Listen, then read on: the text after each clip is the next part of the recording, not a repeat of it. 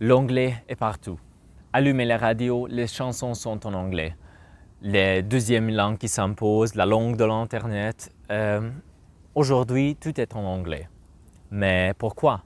Bien, la réponse courte, l'Empire britannique.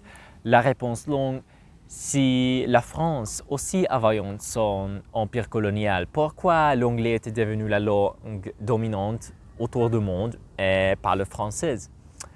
Eh bien, il y a une différence entre l'Empire français et l'Empire britannique, et c'était que la française était intéressée dans la ressource naturelle, mais les Anglais étaient intéressés plus en populer son nouveau territoire. Et c'est pourquoi on avons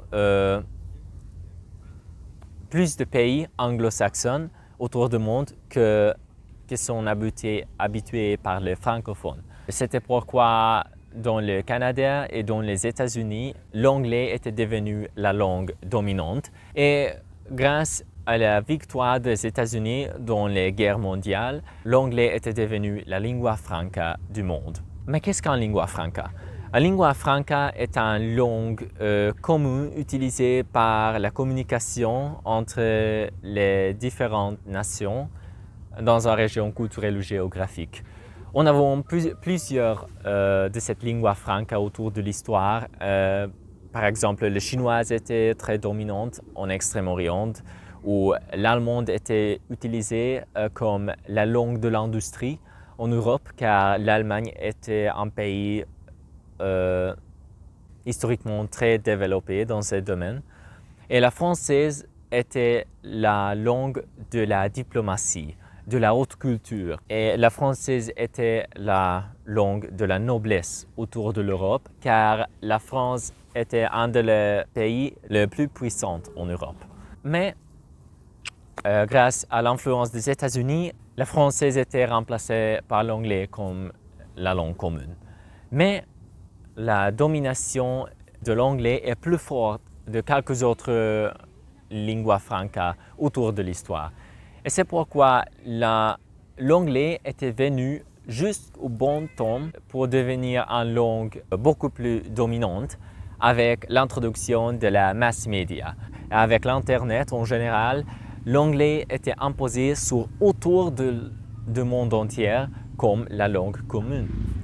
Mais beaucoup de gens pensent que l'anglais était une langue très compliquée et difficile. Pourquoi nous n'apprenons pas une autre langue pour communiquer, comme par exemple l'espéranto? Eh bien, il y a de nombreux problèmes avec l'espéranto.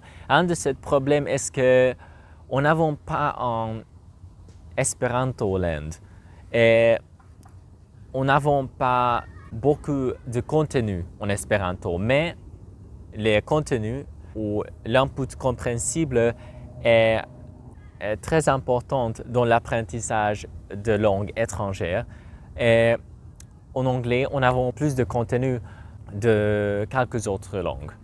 Et pour cela, l'anglais est plus facile à apprendre.